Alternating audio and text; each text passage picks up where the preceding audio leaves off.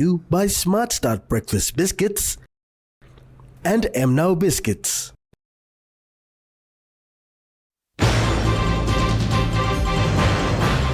PNG National Weather Service declares El Nino. Impacts of El Nino affects local farmers. And Cricket PNG celebrates women in cricket.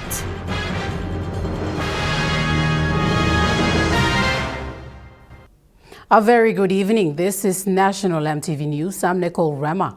Thank you for joining us. Following the initial media release on 1st May 2026 and after monitoring oceanic and atmospheric conditions for 3 consecutive months, the PNG National Weather Service has officially confirmed that El Nino conditions have developed in the tropical Pacific Ocean and have already influenced weather and climate patterns across the country. In a statement issued today, the PNG National Weather Service stated that sea surface temperatures, atmospheric circulation patterns, and international climate model guidance indicate that El Nino conditions are now established and are likely to persist until at least the end of the year. Into the country, so when this closed down. In an interview with EMTV News today, Assistant Director for Climate Services at the PNG National Weather Service, Cassis Inape, said the effects of El Nino have been evident since November 2025 based on their forecast. Progress forward in time, it will get more worse.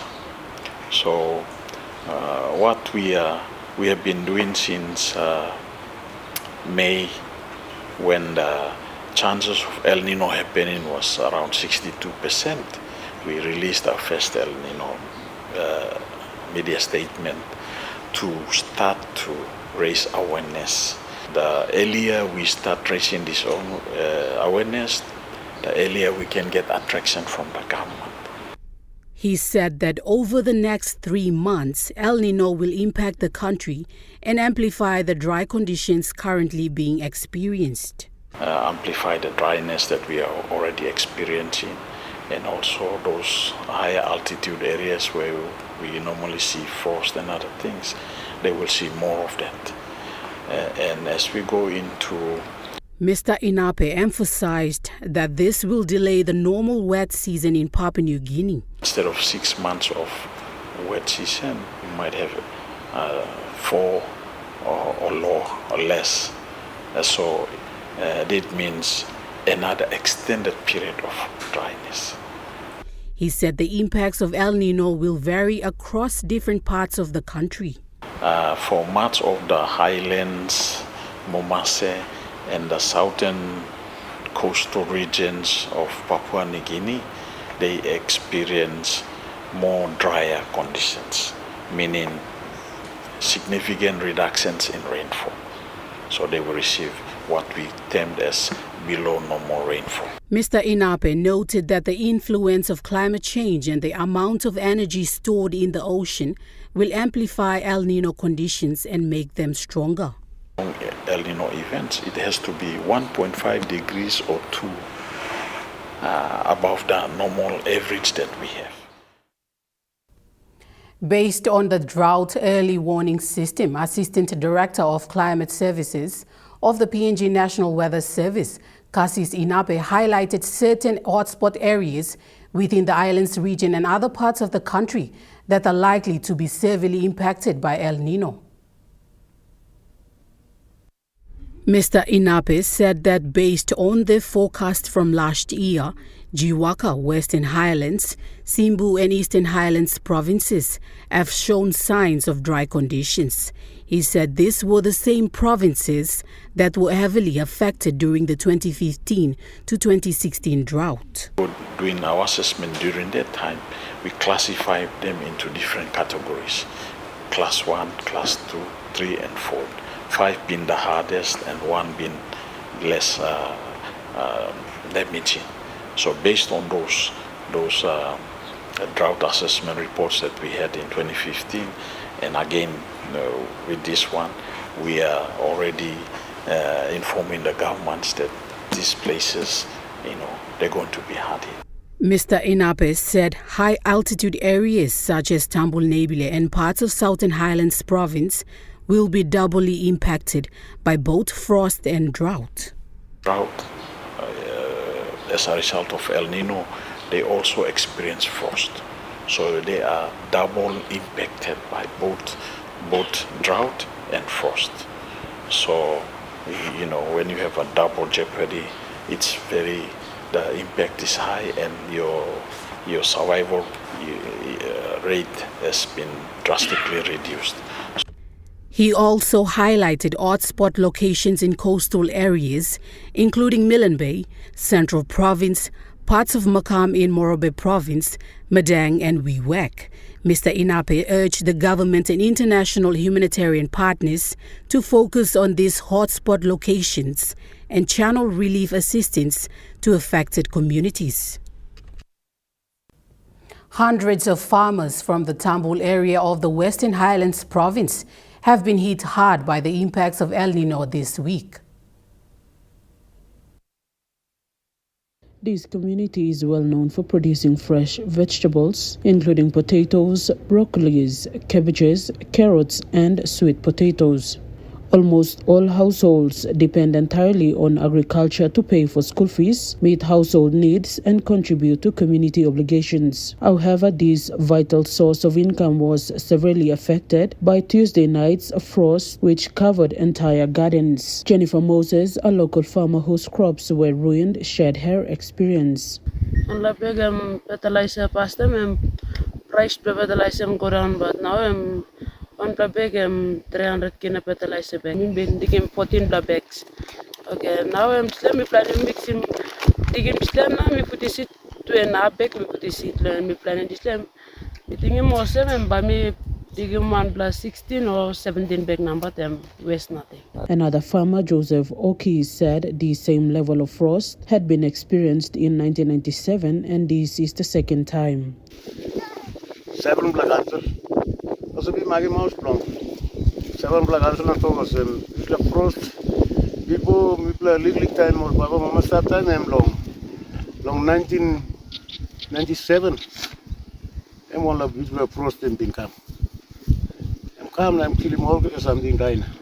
So now we looking for some second time. He said that in Tambul, people rely entirely on vegetables to survive. Case crop here. Men food plumi play kawa.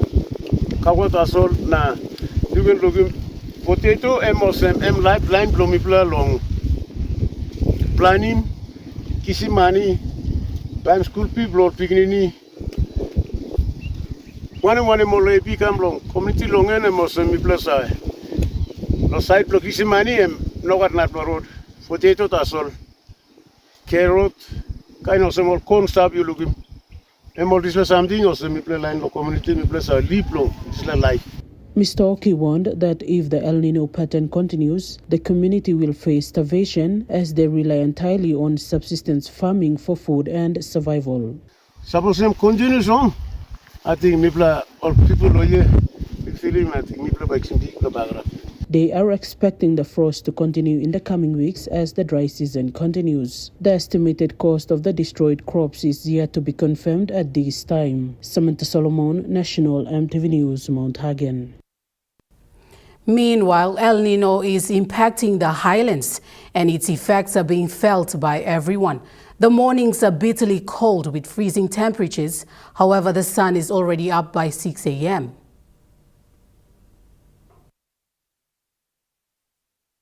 An El Nino is when a natural pattern characterized by the warming of ocean surface temperatures in central and eastern tropical Pacific Ocean. According to research, the primary effects of El Nino on humans involved threats to food security and agriculture. The phenomenon disrupts typical rainfall patterns, causing widespread crop failure and livestock losses.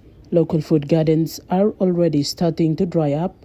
Newly planted vegetables are failing to grow, and all planting activities has ceased for the coming months as the weather becomes drier each day. While crop rotation is typical in the highlands, The persistent dry spell has completely paused village planting activities. Some communities are experiencing extreme frost, while others watch their food supply wither away. Teams from FAO and the Provincial Department of Agriculture and Livestock have deployed to the hardest hit areas of Tambol district to know the names of affected farmers and survey the damaged gardens. Joseph Okia, community leader in Tambol, said that his people are not planting food crops right now because of unprecedented weather, a situation that will lead to starvation. There is no sign of rainfall in the highlands. Samantha Solomon, National EMTV News, Mount Hagen.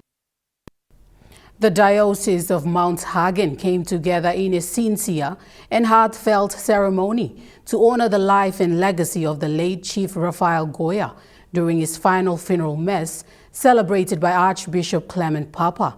The service recognized Chief Goya's invaluable contributions to the diocese and his unwavering support for the church throughout his life.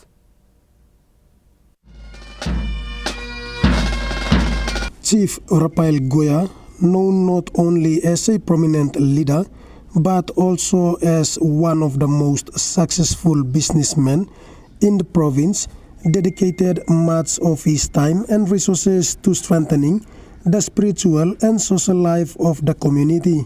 During Goya's funeral mass, Archbishop Clement Papa emphasized that his commitment to the diocese was evident through numerous church initiatives and special activities which have left a lasting impact on many lives. Archbishop Papa said late Raphael had supported the diocese for a very long time and his hard work will always be remembered.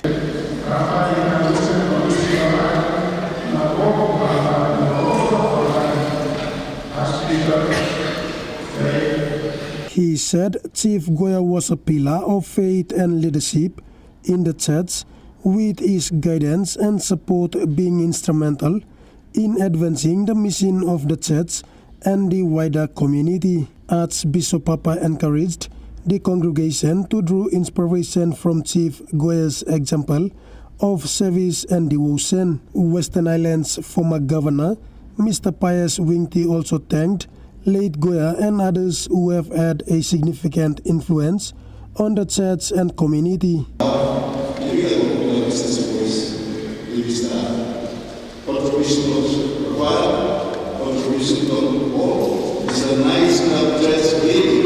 Among the highlights of the ceremony, Goya's eldest son, Mr. Eki Goya, read his father's eulogy and said his final tribute.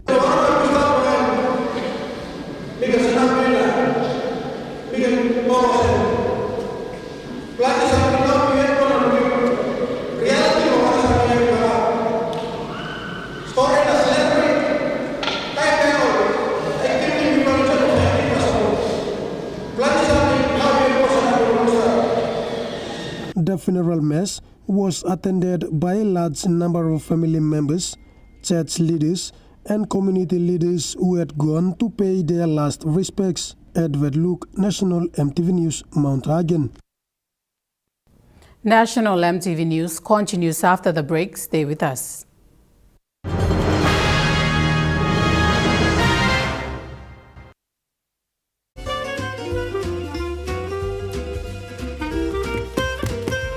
Chicken kebab saja na? Yum!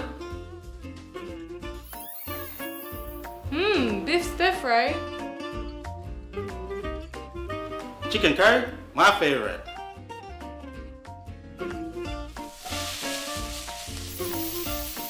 Kebabs for you, Yum! stir fry for you, and chicken curry for us.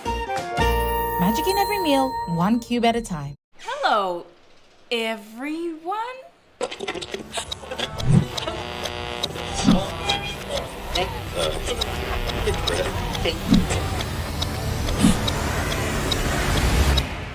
Is everything all right?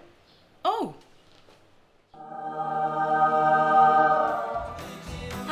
Yes. Everything's all right. All right with Roots. Make it right with Roots. Remember the joy of playing with your toys as a child? At Morning Plus, we believe that every small business deserves a chance to build and grow. That's why we offer asset financing.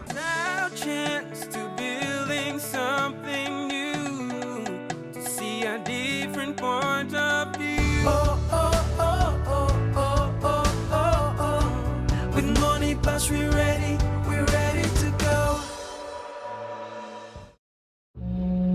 Central Province is our home. The tides of the Coral Sea are our heartbeat. From the coast to the mountains, Traditions pass generation to generation. the sea and our gardens sustain us. Our songs carry our legends through time. Our home is Central Province. Our nation is Papua New Guinea. Ready for the world, so is your TISA Visa card. Visa keeps you moving wherever you go, Papua New Guinea or abroad. Seamlessly pay for travel, dining, online shopping. Easily access your funds and instantly track your expenses. Every tap comes with security, trust, and peace of mind. Unlock the world of possibilities. And it all starts with the new TISA Visa card.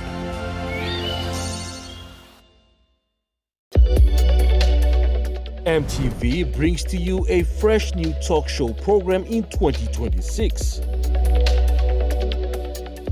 Watch our exclusive interview with special guest, Honorable James Marape, Prime Minister of Papua New Guinea,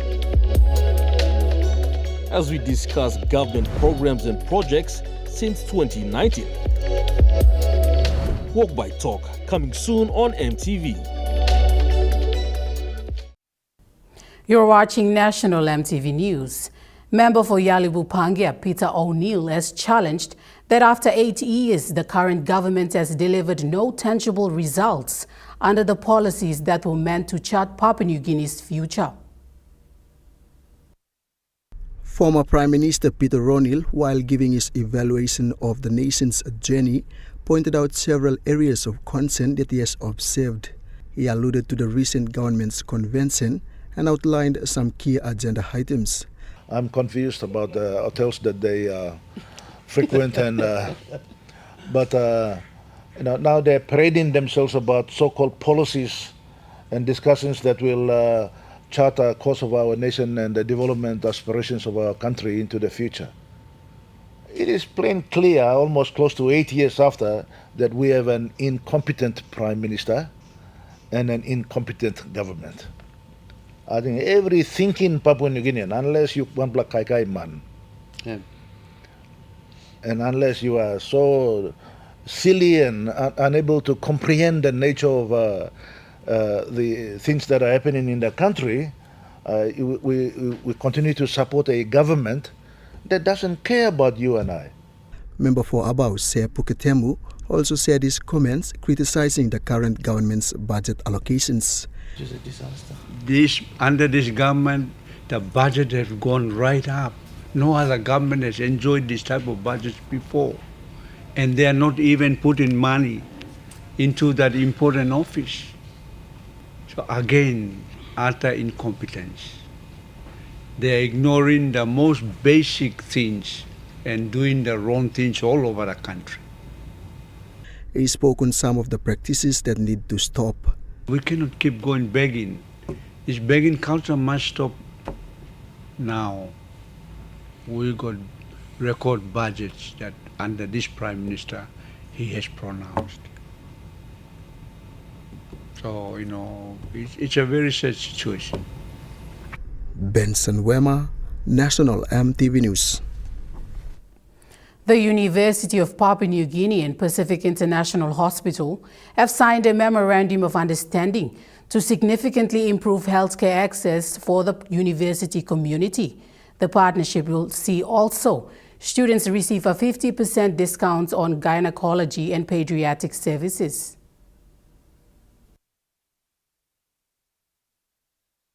The 3-year agreement formalized today at PIH Main Hospital at 3 Mile creates a structured partnership between the nation's premier university and the leading private hospital. The collaboration focuses on providing rapid, effective healthcare services ranging from preventative health education specialist care.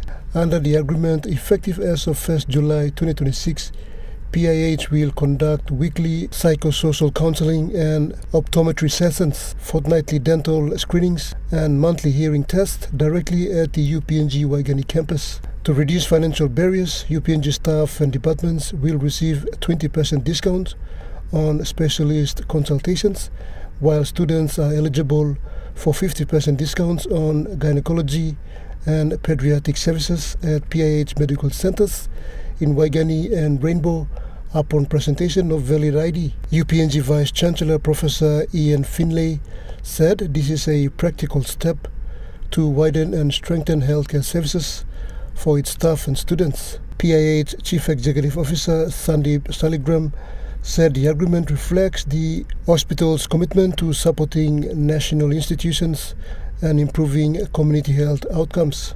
Pakatambua National MTV News. Papua New Guinea University of Technology officially opened its 100-bed capacity dormitory yesterday. This facility will house the female student population, highlighting an increase in female admissions to 40% in recent years. This new facility is named in honor of Dame Jean Kekedo, celebrating her legacy as an esteemed Papua New Guinean leader. Present at the event was the Australian High Commissioner, His Excellency Ewan MacDonald, Deputy Prime Minister and Lay Open MP John Russell, Morobe Governor Rainbow Paita, Adihest Representative Dame Jean Kekedo, among other guests. During the opening, the University Vice-Chancellor Dr. Ora Renagi stated that the project reflects gender equality, leadership, and the future of the nation. Professor Renagi thanked the Australian government and its people for funding this 23 million kina educational facility through the incentive fund. He said the investment demonstrates a strong commitment to higher education and human resource development in Papua New Guinea. Meanwhile, the Australian High Commissioner said the opening of the facility enables more women to enroll at the university. His Excellency urged female students who will reside at the dormitory to aim high, utilize the opportunity to empower themselves, and improve in their academic studies. Amanda Ilaitia, National MTV News. Through its High Commission, the Australian government has committed to build a new pharmacy at Engau Memorial Hospital. The new Engau pharmacy will strengthen access to medicine in Morobe province. A groundbreaking ceremony was held recently in Leh to mark the commencement of construction, officiated by the Australian High Commissioner to Papua New Guinea, Mr. Ewan MacDonald, and Deputy Prime Minister and Lay MP John Russell. The new pharmacy aims to provide a modern purpose-built facility to support safer and reliable access to pharmaceutical services and improved medicine storage. Mr. MacDonald said this investment will strengthen health infrastructure and essential healthcare delivery. This up to 3 million Australian dollars investment builds on Australia's long-term support to Engau Memorial Provincial Hospital and will help maintain continuity of care during the redevelopment of the Guare building, Engau's former emergency department. The Deputy Prime Minister of Papua New Guinea said the partnership between both countries is strengthened through evident project developments across the country. Construction of the new pharmacy is expected to be completed in late 2026. Amanda Ilaitia, National MTV News. Engau Memorial Provincial Hospital commissioned the country's second pressure swing adsorption oxygen plant earlier this week. The first such plant was commissioned at Mount Hagen Provincial Hospital last year.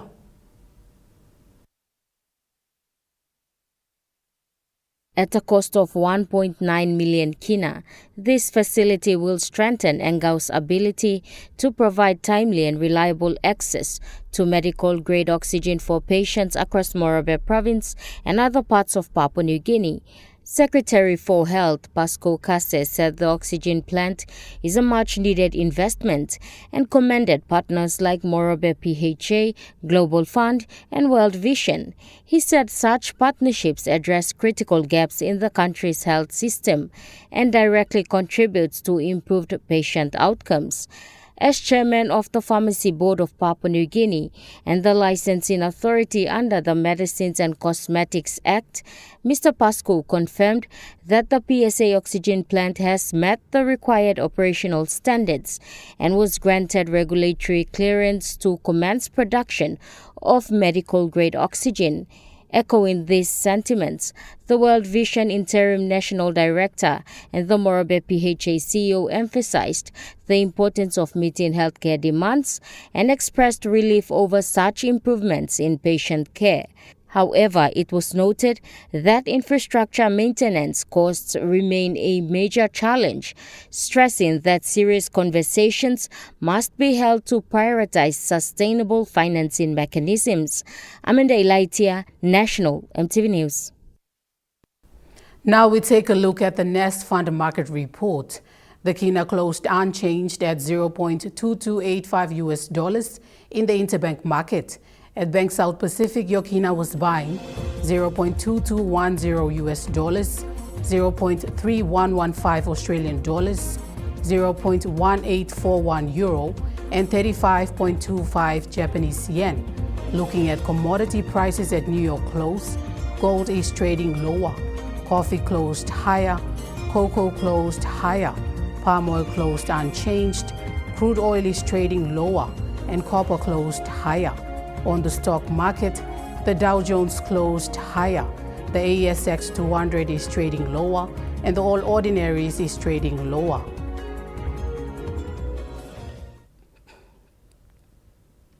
National EMTV News continues after the break. Stay with us.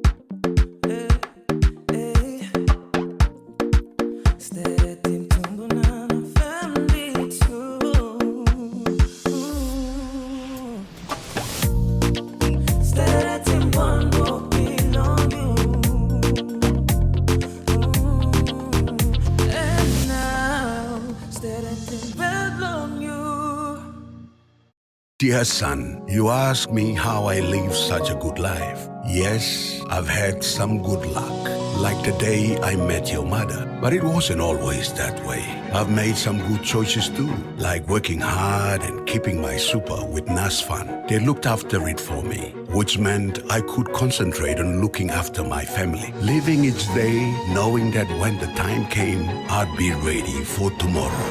Love, Dad. Announcing the Skill-Rise School Competition 2026! With monthly prizes of GFI products, student project fees, and a major prize of 25,000 Kina building project funding, you can make a difference! Here's how you can enter. Just buy any 1 kg medium grain or soft and sweet Scout rice and give your child a drop into the entry box provided in selected schools to win! Terms and conditions apply. Skill-Rise. And by you like it.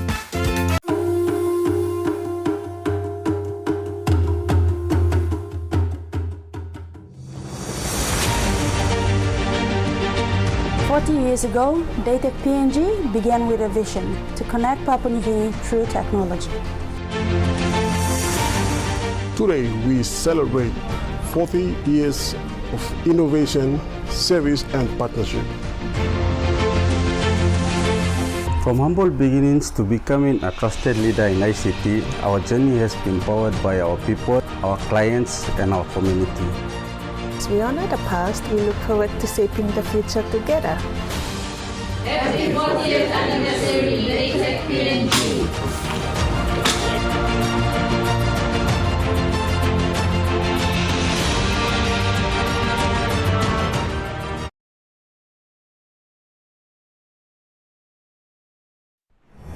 EMTV is proud to announce that we are now offering tower rental spaces on the tallest tower in NCD and Central Province. Our new 80 meters television broadcasting tower proudly boasts an improved structure durability. It is versatile and suitable for various communications and broadcasting needs. It has a high internal load capacity, supporting multiple antennas and technologies simultaneously. This is your opportunity to optimize your transmission signal for wider coverage and extended reach. For co-location information, call 7723-3484 or email engineering@mtv.com.pg. MTV, your number one to watch. You're watching National MTV News. Upon taking up his role as the Commissioner of Correctional Services, Mr. Noel Sare conveyed his appreciation to the Marape Rosso government for his appointment. The Correctional Service Commissioner delivered these remarks while applauding the national government for his appointment. And on behalf of my family, my people of the Autonomous Region of Bougainville, I now take the reign, and I would sincerely like to thank the government of Papua New Guinea, the Marape Rosso government, for the confidence placed in me through this appointment. It is a great honor to be appointed as a Commissioner of Papua New Guinea Correctional Service. Looking ahead to the next 50 years, the Commissioner said there are targets that must be achieved. In seeking to outline what we must do, we must talk about what we have done over the 50 years, and we ought to be consistent with the vision of 2050 on the development basis of this country to be smart, wiser, fair, healthy, and happy society by 2050. It aligns neatly in what we are called to deliver economic enablers through our rehabilitation programs to complement the government development initiative and priorities.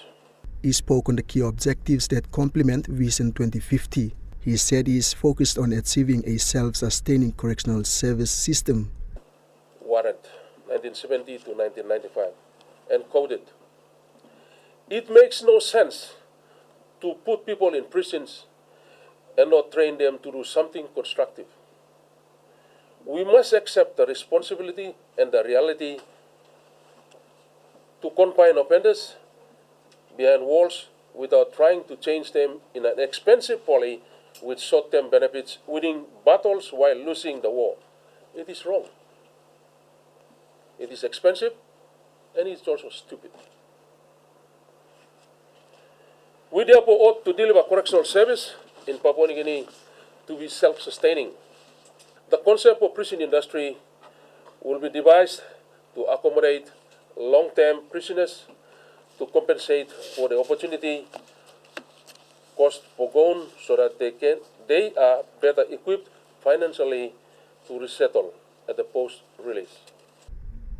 Benson Wema, National MTV News. Papua New Guinea has entered the clean mobility era with the launch of the nation's first electric vehicle pilot program. A strategic group comprising Tura Holdings, Odash Motors, and Saul Energy is spearheading the initiative, introducing zero-emission light vehicles, commercial trucks, and urban transit buses to the streets of Port Moresby.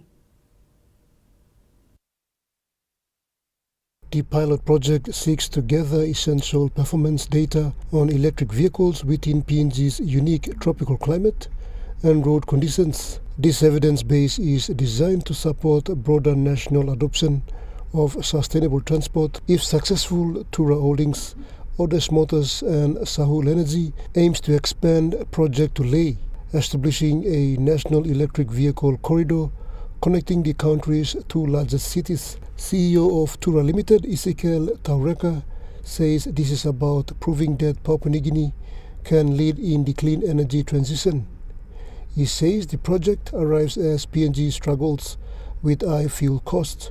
Mr. Taureka explained that the nation imports over 1.5 billion litres of petroleum products annually, costing more than 6.5 billion kina.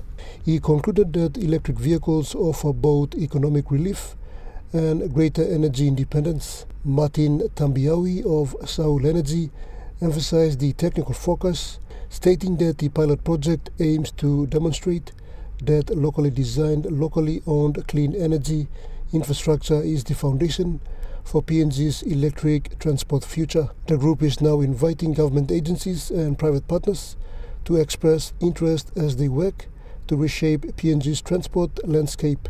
Pakatambua National EMTV News. After being sworn into office recently, 11 members of the newly established Morobe Transport Board will now be responsible for the transport operations in Morobe Province. Acting Morobe Governor Rainbow Paita said its member carries a direct responsibility in the transport ecosystem and they are now in charge to improve. Acting Governor Paita said the board members are not appointed by power but by their closeness to the industry they serve, and that would be proven in their work. Morobe Transport Board Chairman John Ben emphasized the collective custodianship, stating that the members have the responsibility to improve Morobe's transport, business and market to ensure a safer, more conducive and better management system. Ben urged the members to work together because it would take collective effort to get the job done. According to the Morobe Provincial Executive Council, the selection was a requested nomination totally agreed by its member. It was noted that the region representatives were also operators of public motor vehicles, boats, and business nominations are owners and managers who bring experiences to advise the provincial government. Lauren Jimal, National EMTV News. Moving to overseas news now. In the Middle East, fresh Israeli strikes on southern Lebanon and retaliatory attacks by the Iranian-backed militant group Hezbollah have raised further questions about whether U.S. President's deal with Iran could end the broader regional war. An immediate end to fighting across the region, including in Lebanon. That's what Donald Trump's deal with Iran was meant to achieve. It is considerably calmer in southern Lebanon over the last few days, but the fighting hasn't stopped altogether. Lebanese media reporting fresh Israeli strikes across the south. Hezbollah also firing more explosive drones, injuring at least 5 Israeli soldiers inside occupied territory and also setting off warning sirens across some northern Israeli communities. Clearly, this is a situation which is greatly frustrating Donald Trump, hence some of his criticism of Israel and Prime Minister Benjamin Netanyahu in the last few days. We have now heard from Hezbollah's chief for the first time since this deal was struck, Naim Qassem, welcoming the deal that the US and Iran struck, saying that Tehran has achieved a considerable victory against Washington. But as it goes towards the next stages here, how Hezbollah will deal with Israel into the future, Naim Qassem is insisting the issues of laying down weapons are not to be part of this arrangement. The ceiling of negotiations with the Israeli enemy is reciprocal security. There is no other ceiling, and any plan under the banner of disarmament shall not pass. Donald Trump continues to float this idea of asking the Syrian president Ahmed al-Shara to step in and take over efforts to curb and curtail Hezbollah's power and influence. There's very little detail offered whenever he makes that reference, other than a suggestion that Syria would be able to target Hezbollah with more precision, not inflicting as heavy a civilian toll on the Lebanese population as Israel has done in recent times. Qantas flights between Sydney and London are set to start next year. The airline has unveiled the first of 12 specialized A350 aircraft, which will begin flying the route from October 2027. quite a momentous announcement from Qantas that non-stop flights between Sydney and London are set to take off from October next year. And if it happens, it'll become the world's longest non-stop commercial flight, taking around 21 hours. But this project is quite a gamble for Qantas. It's costing billions of dollars in aircraft, cabin upgrades and research into passenger health for such a long flight. And they'll also need these specialised A350 aircraft. And yesterday in Toulouse in France, the CEO of Qantas, Vanessa Hudson, while making this announcement, she unveiled the first of the 12 jets that have been ordered especially for this route. And those planes have an extra fuel tank, and they're designed to fly for up to 22 hours, carrying 238 passengers on board. But for anyone who has flown from Australia to Europe before, they'll know that it is a very long journey, and those layovers can make that journey feel even longer. So this does give passengers another option. Currently, people in Perth do have some direct routes to Europe, but most Australians can't fly non-stop to Western Europe. So here at Sydney Airport this morning, we spoke to a few passengers about whether they think they'll be able to take a 21-hour flight. That's not so bad. It's not even a day. I'm the one from Perth to London. That's about enough for me. Yeah, I don't think I could sit for 21 hours. To stop in Doha, somewhere like that, it just breaks up the trip, and you get to see somewhere else instead of sitting and looking at grey and blue and white sky. When I start a journey, I want to go there and hit the road and go. Straight there. Get it over and done with. Australia has recorded its deadliest year on the record of drug overdoses, with a new analysis revealing an average of 7 deaths per day. Well, this research found that one person died from an overdose in Australia every 3.5 hours in 2024, Gemma. So that's an average of 7 people dying from an overdose a day. Now, overall, 2,600 or roughly 2,600 people died from an overdose in that 12-month period, which was actually double the national road toll for that year. So this has all come about because the Drug Policy Research Group Pennington Institute analysed data from the Australian Bureau of Statistics, and this is part of the preview into their overdose report, which will come out later in the year. Now, they also found that 80% of those overdose deaths were actually unintentional, and in fact, their ages of between 50 and 59 were actually recorded the highest number of unintentional overdose deaths for that period in 2024. Now, it also found that deaths involving cocaine, stimulants and also opioids increased in 2024. In fact, deaths involving stimulants, particularly ice, actually increased by 25% in that 12-month period. So earlier today, Pennington Institute CEO John Ryan spoke to the ABC and said that many of these deaths were preventable, and he's calling on state and federal governments to do more to be able to invest more in harm minimisation, treatment services, but also treatment services overall and drug education. National EMTV News continues after the break with Rukai Sports. Stay with us.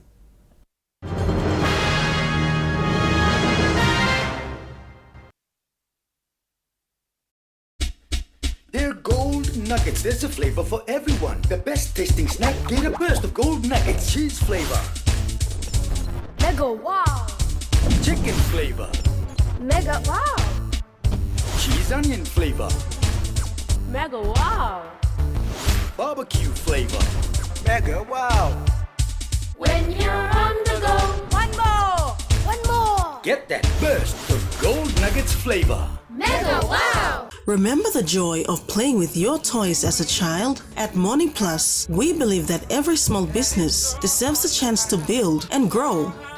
That's why we offer asset financing. Now chance to building something new, to see a different point of view. Oh, oh, oh, oh, oh, oh, oh, oh. With Money Plus we're ready to go.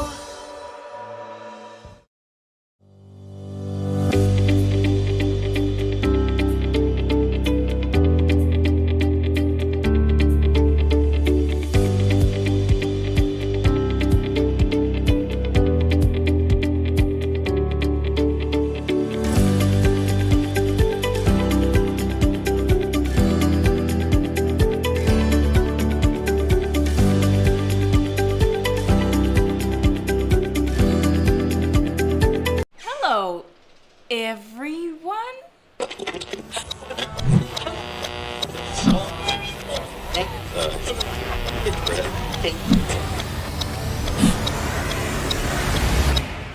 Is everything all right? Oh. Ah, yes. Everything's all right. All right with Roots. Make it right with Roots. Dear son, you ask me how I live such a good life. Yes, I've had some good luck, like the day I met your mother. But it wasn't always that way. I've made some good choices too, like working hard and keeping my super with NASFAN. They looked after it for me, which meant I could concentrate on looking after my family. Living each day, knowing that when the time came, I'd be ready for tomorrow. Love, Dad. Yes, we're back. And we're back on the search for more stars for Vocal Fusion Season 13.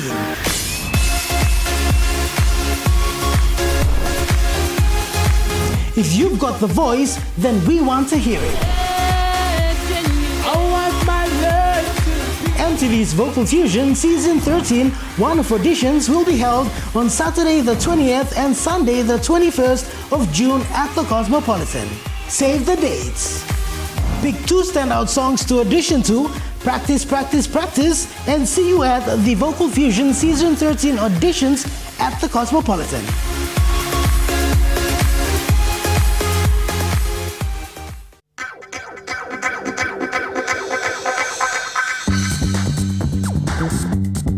True Kai Sports.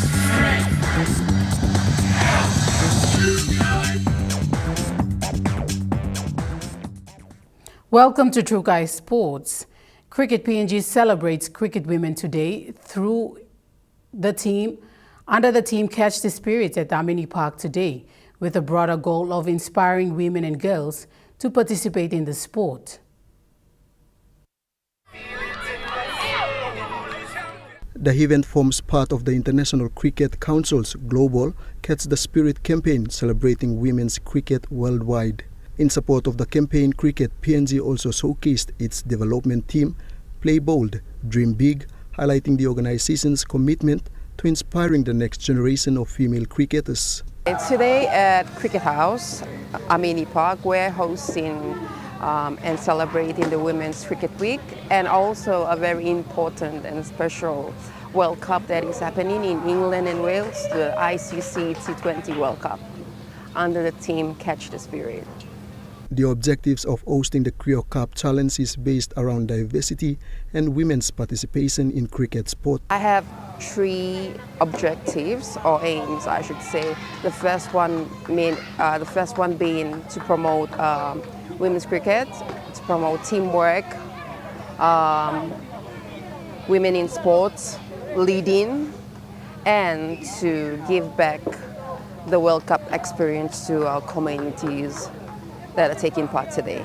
The Creo Cricket World Cup Challenge brought together young females from the communities across the National Capital District and Central Province to experience the excitement of World Cup style event while promoting greater participation in cricket. And over here we're hosting 6 communities that represents the 6 teams that are taking part in the World Cup. Australia, England, South Africa, West Indies, New Zealand, and India. Mahuru, Taurama, Tirakira, Babukori, Pari, and Hanuabada taking part under those teams. Benson Wema, True Kai Sports. True Kai Sports continues after the break. Stay with us. True Kai Sports. It's the Great Gala Giveaway, bro. Don't miss out on the Great Gala Giveaway. Buy any Gala stick, tub, sundae, cone ice cream, or T-shake and win an Apple iPhone 16 Pro, Samsung Galaxy S24 Ultra, iPads, tablets, JBL party speakers, GoPro, DJI drone, PlayStation, Switch, and even this kick scooter. Buy any Gala products and write your details at the back of the receipt and drop it into the entry box. Hurry, hurry, hurry before your boo-boo gets them all. Gala Gala. Announcing the Skill-Rise School Competition 2026 with monthly prizes of GFI products, student project fees, and a major prize of 25,000 Kina building project funding. You can make a difference. Here's how you can enter. Just buy any 1 kg medium grain or soft and sweet Scout rice and give your child a drop into the entry box provided in selected schools to win. Terms and conditions apply. Scout Rice. And by you like it. Ready for the world, so is your TISA Visa card. Visa keeps you moving wherever you go, Papua New Guinea or abroad. Seamlessly pay for travel, dining, online shopping. Easily access your funds and instantly track your expenses. Every tap comes with security, trust, and peace of mind. Unlock the world of possibilities. And it all starts with the new TISA Visa card. Central Province is our home. The tides of the Coral Sea are our heartbeat. From the coast to the mountains, Traditions pass generation to generation. the sea and our gardens sustain us. Our songs carry our legends through time. Our home is Central Province. Our nation is Papua New Guinea. Papua New Guinea, are you ready? The We Are One Islands Petroleum Charity Color Run is back, bigger and brighter and more exciting than ever. Run, walk, or dance your way through clouds of color with your friends and family. Join us across PNG, Leon Medang, 28 June, Kokopo and Kaving, 5th July, Kimba and Alatau, 12th July, Port Moresby, 26th July, Papandetta, 16th August, to raise funds to support health across PNG. Get your t-shirts at Bryanville outlets or Islands Petroleum offices now. We Are One, You Me One. Organized by We Are One Foundation. Hello, everyone.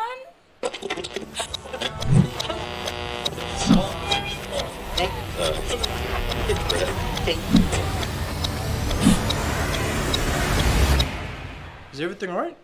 Oh. Ah, yes. Everything's all right. All right with Roots. Make it right with Roots. You're watching Trukai Sports. Cricket PNG Soft launched its Learning Center and Net Cricket Nets by hosting fun cricket development activities. They support the team of the ongoing ICC Women's T20 World Cup 2026.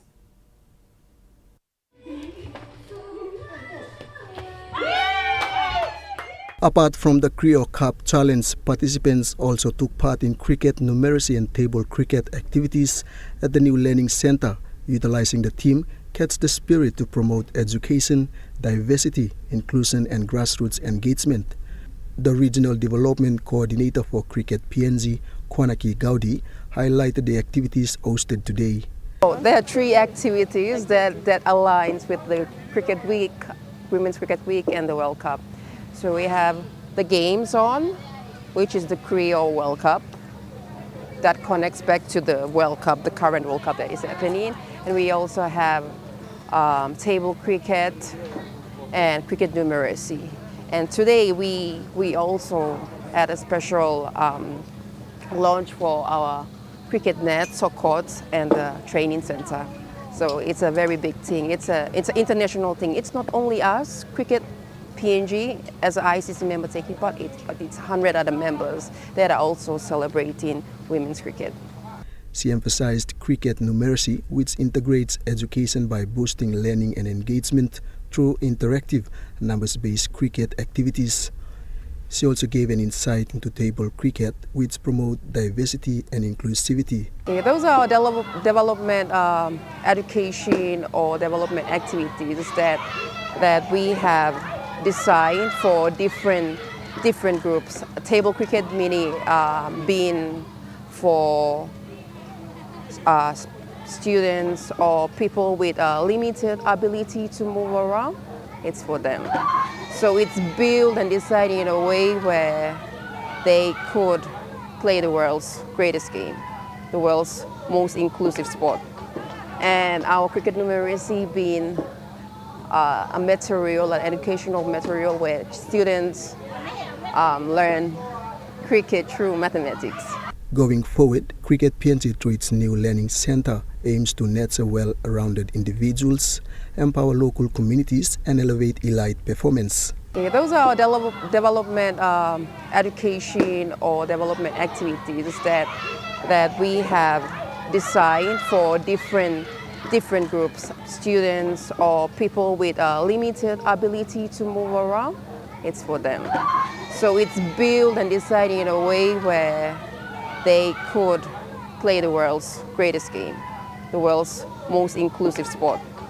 And our cricket numeracy being a material, an educational material where students learn cricket through mathematics. Benson Wema, Trukai Sports. That ends Trukai Sports. The Morning Plus weather report is next. Stay with us. Trukai Sports.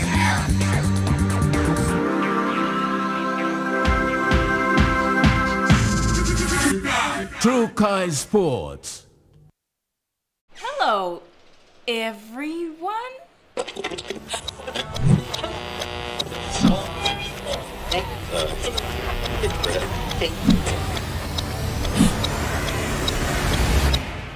Is everything alright? Oh.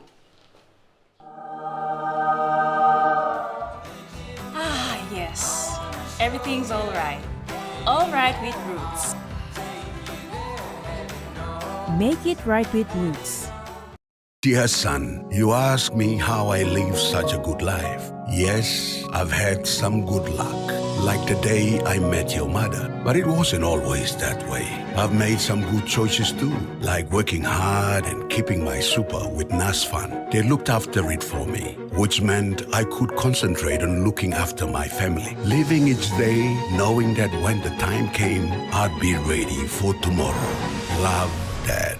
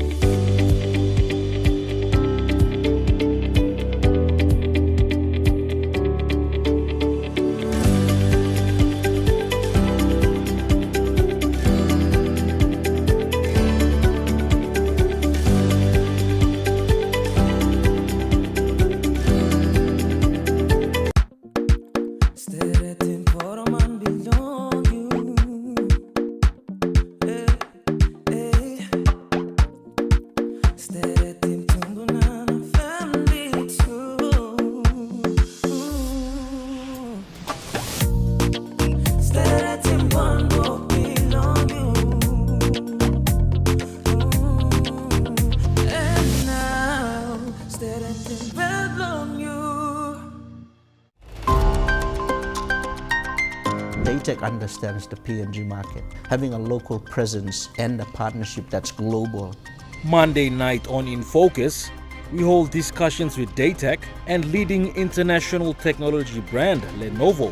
Conferencing, docking and monitor solutions, but also we have a lot of businesses out there in PNG that are using Lenovo's hybrid cloud platforms. That's on Monday night. Remember the joy of playing with your toys as a child? At Morning Plus, we believe that every small business deserves a chance to build and grow. That's why we offer asset financing. Now chance to building something new, to see a different point of view. With Money Plus we're ready to go.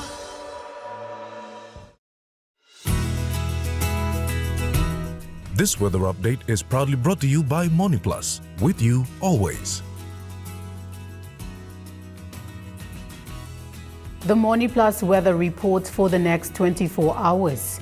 In the New Guinea Highlands region, Lorengau partly cloudy, Kavieng partly cloudy, Kokopo and Rabaul clear sky and windy conditions, Kimbe mostly fine with windy conditions, and Buka partly cloudy.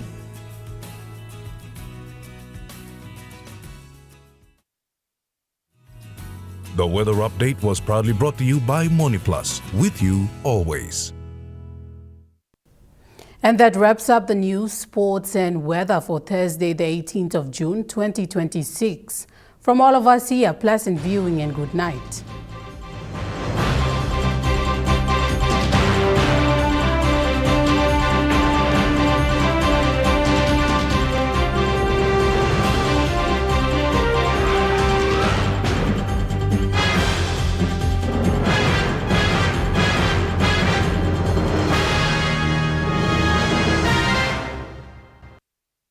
This news program was proudly brought to you by Smart Start Breakfast Biscuits and Gold Nuggets.